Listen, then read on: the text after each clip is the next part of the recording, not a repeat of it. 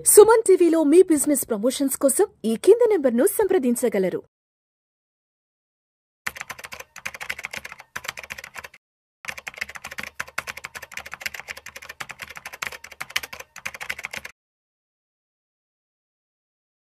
Welcome to Vishnu talks. నేను మీ విష్ణు.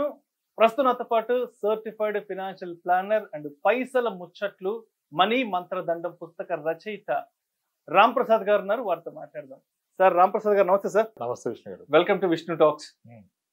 రామ్ ప్రసాద్ గారు ఒక 2 months బ్యాక్ పైసల ముచ్చట్లు మనీ మంత్రదండం పుస్తకం రాశారు. అప్పటి నుంచి నాకు హ్యాండ్ ఇచ్చారు కదా మీరు. మీ చేతుల మీదకి వదిలేక ముందుకెళ్ళిపోయాం.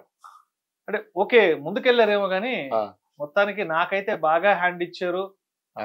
మా ఛానల్కి వచ్చి వీడియోస్ చెప్పడం మాట్లాడడం మానేశారు. కనీసం నా ఫోన్ ఎత్తట్లేదు. నా తరపున ఎవరైనా అంటే మిమ్మల్ని అప్రోచ్ అవ్వాలనో మీతో ఫోన్ మాట్లాడాలనో లేదంటే మిమ్మల్ని కలవాలని ఎవరైనా వచ్చినా కూడా వాళ్ళకు కూడా అవకాశం ఇవ్వట్లేదు. రామ్ ప్రసాద్ గారు పుస్తకం రాసినప్పటి నుంచి బాగా బిజీ అయిపోయారు. ఎవరికి దొరకట్లేదు, ఫోన్లు ఎత్తట్లేదు.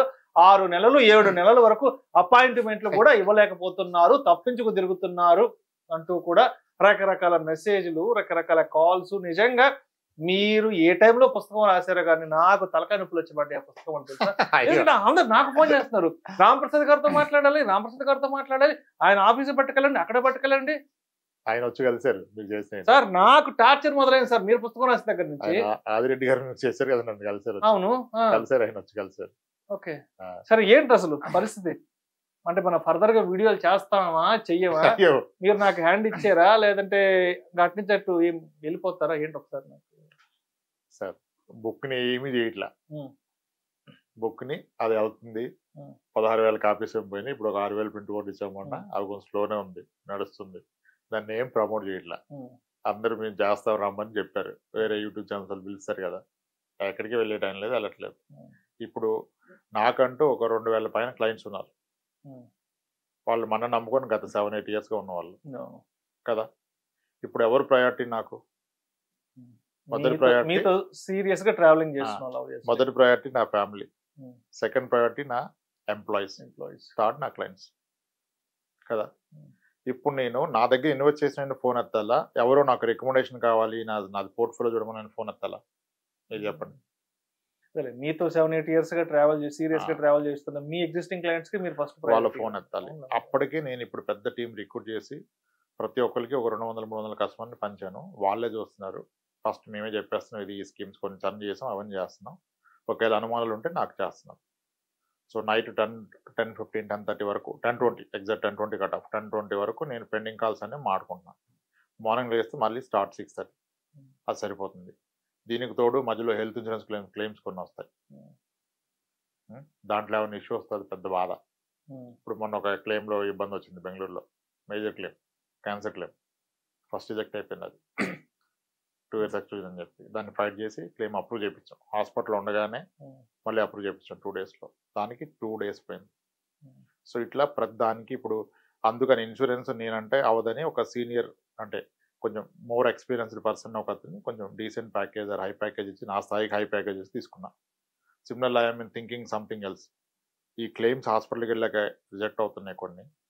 అక్కడ ఏంటంటే కస్టమర్ పేషెంట్ ఇచ్చే ఇన్ఫర్మేషన్లోనే మనమే కొన్ని ఎవిడెన్స్లు ఇస్తున్నాము.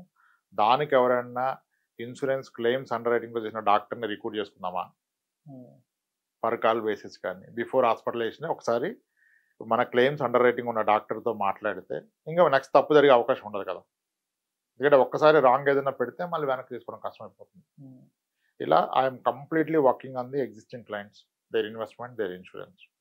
అయితే కొత్తగా వచ్చే వాళ్ళకి మీరు ఎవరా అంటే అందుకనే మా వెబ్సైట్లో rpwealth.inలో వాట్సాప్ నెంబర్లు పెట్టినా మా ఎంప్లాయీస్ ఇన్సూరెన్స్కి ఒకరిని వీళ్ళకి ఒకరిని వాళ్ళకి పింగ్ చేస్తే ఒకప్పుడు నేను ఇన్సూరెన్స్ చాలా చేసాము, ఇంకా చాలా అనుకున్నాం. నిజానికి చాలు, వచ్చే ఇన్కమ్ సరిపోతుంది నా ఎంప్లాయీస్కి, నాకు హ్యాపీ సర్వీస్ ఇచ్చుకుందాం అనుకున్నాం. కానీ ఈ మధ్య చూస్తే చాలా పెద్ద పెద్ద వాళ్ళు, చాలా తెలివైన వాళ్ళు కూడా క్లెయిమ్ ఈ పాలసీలు తీసుకుని మోసపోతున్నారు.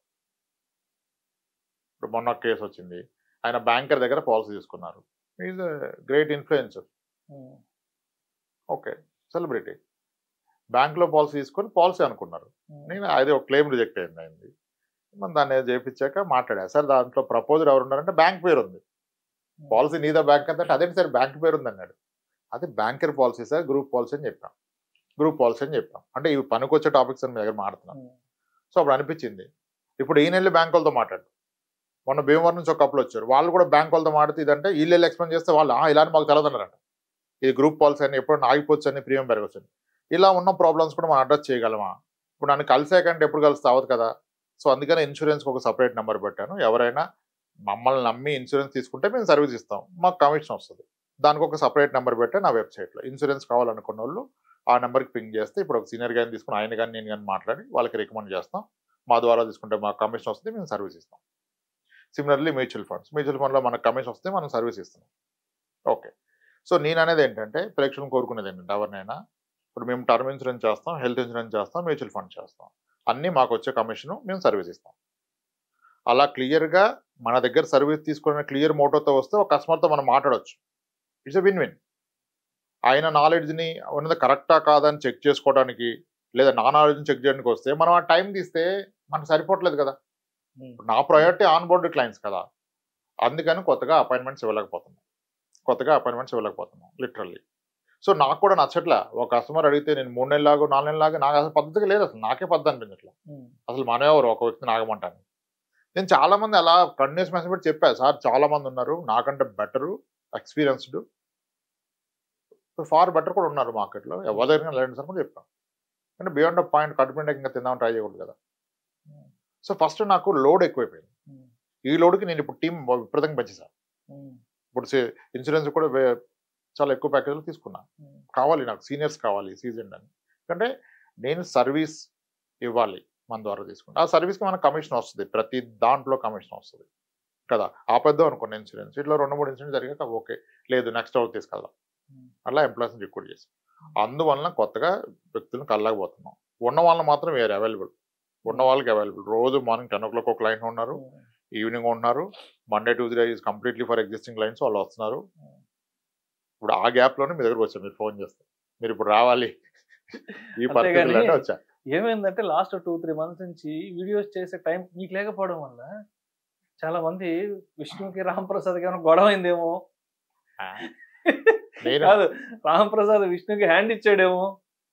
నేను నా యూట్యూబ్ ఛానల్ స్టార్ట్ చేసి తెలుసు కదా మీకు, దాంట్లో వీడియో మార్నింగ్ 7 o'clock చేసుకుంటున్నా నేను.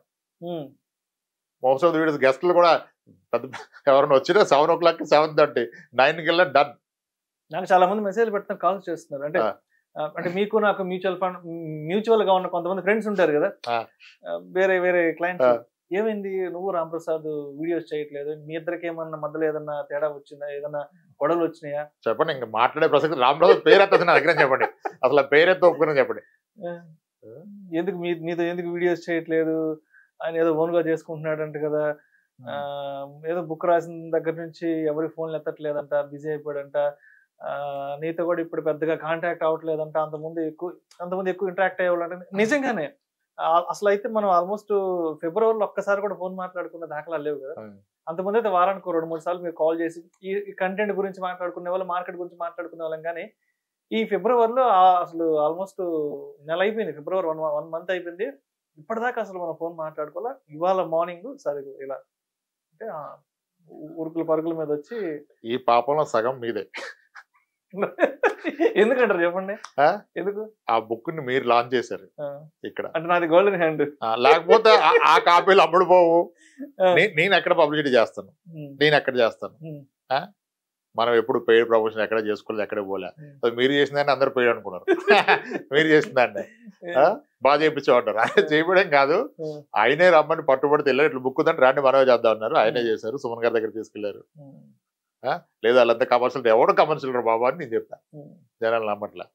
మీరు ఇచ్చిన పుష్ కి సుమన్ గారు చేతుల మీదుగా రిలీజ్ చేసి మీరు రాయడం వల్ల ఆ బుక్ అలా వెళ్ళిపోయింది. ఓకే, సెకండరీ కంటెంట్ వల్ల వెళ్తుంది, కానీ ఫస్ట్ ఎవరు ఇంట్రడ్యూస్ చేశారు, ఈ పబ్లిక్ ప్లాట్ఫామ్ ద్వారా కదా ఎక్కువ మంది తెలిసింది. సిమిలర్లీ ఇంక ఇట్లా కాదు మార్నింగ్ చేద్దాం అని చెప్పి యూట్యూబ్ ఛానల్ పెడితే అది కూడా 24,000 సబ్స్క్రైబర్స్ వచ్చారు. ఎట్లా వస్తారు నాకు? ఈ సుమన్ టీవీ ద్వారా చూపించబట్టే కదా వచ్చింది, అది ఎప్పటికైనా ఒప్పుకోవాల్సింది. ఇప్పుడు ఇన్ని ఛానల్స్ పిలిచారు, అన్ని ఛానల్స్ పిలిచారు, బట్ లాస్ట్ 2 months ఎక్కడికి వెళ్ళి టైం లేదు. ఈ రోజు మీరు పిలిస్తే వచ్చాను, ఇప్పుడు మళ్ళీ 3 o'clock లైన్ వెళ్ళిపోవాలి. వచ్చాను, మీరు పిలిచారని వచ్చాను. మీకెంత ఎన్ని ఛాన్స్ వాళ్ళు మీకు చెప్పారు? మీరే మా పాత జర్నలిస్ట్ అండి, ఆమెకు కావాలంటున్నారని మీరు చెప్పారా? వెళ్ళలేదు ఇంతవరకు, టైం లేదు. మీ కొరకే వచ్చాను. అంటే ఎందుకు మాట్లాడుతున్నానంటే 2-3 నెలల నుంచి వీడియోలు చేయట్లేదు, వీరిద్దరి మధ్య ఏదో చెడింది, క్లారిటీ కోసం చేశారు. మీరు హెక్టిక్ స్కెడ్యూల్ వల్ల రాలేకపోతున్నారు అన్నది అట్లీస్ట్ అదన్నా చెప్పగలగాలి. అట్లీస్ట్ ఆ ఒక్క విషయం అన్న ఆడియన్స్ కి మా వాళ్ళకి కూడా కన్వే చేయగలగాలి. ఈసారి మంచి వీడియో ప్లాన్ చేయండి తప్పకుండా. మధ్యలో బాటిల్స్ పెట్టుకొని స్టఫ్ పెట్టుకొని చెడిపోలేదు అనుకుంటారు. అంటే నిజంగా ఇక్కడ మన ఇద్దరి వీడియోస్ ఏమాత్రం కొంత గ్యాప్ వచ్చినా కూడా ఏదో జరిగిపోయింది, వీళ్ళిద్దరి మధ్య ఏదో సమ్ క్లాష్ వచ్చింది, ఎందుకో గ్యాప్ వచ్చేసింది. విష్ణు రాంప్రసాద్ గారిని ఇన్వైట్ చేయట్లేదా, లేదంటే రాంప్రసాద్ గారు అండ్ విష్ణుతో ట్రావెల్ అవ్వడం ఆపేశారా ఏంటంటూ దీని మీద కూడా స్పెక్యులేషన్ నడుస్తుంటాయంట. అట్లా ఏం లేదు, టైం దొరికితే వచ్చేది మీ దగ్గరికి, మీ దగ్గర షూట్. ఇంకా ఎక్కడ షూట్ అంత చేసేంత టైం లేదు. అది కూడా మీరు బయట చేస్తే ఎక్కడ షూట్ కానీ వేరే దగ్గర షూట్ చేసినా మీ వస్తాయి దాంట్లో సమస్య లేదు, ఎక్కడికి వెళ్ళేది చేసలేదు. టైం దొరికినప్పుడు ఇలా మీరు అవసరం ఉంది ఈ రోజు ఈ టాపిక్ అంటే కుదిరితే వచ్చేయడం ఏదైనా sir. Right sir, thank you sir, thank you so much Ramprasad గారు.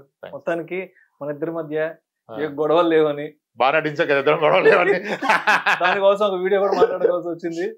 మీరు బిజీగా ఉండడం వల్ల వీడియోలు చేయలేకపోతున్నాం, అంతేగాని ఇంకేదైతే కాదు. Right sir, right. మొత్తానికి ఒక క్లారిటీ అయితే ఇచ్చేసాం. Right, thank you sir.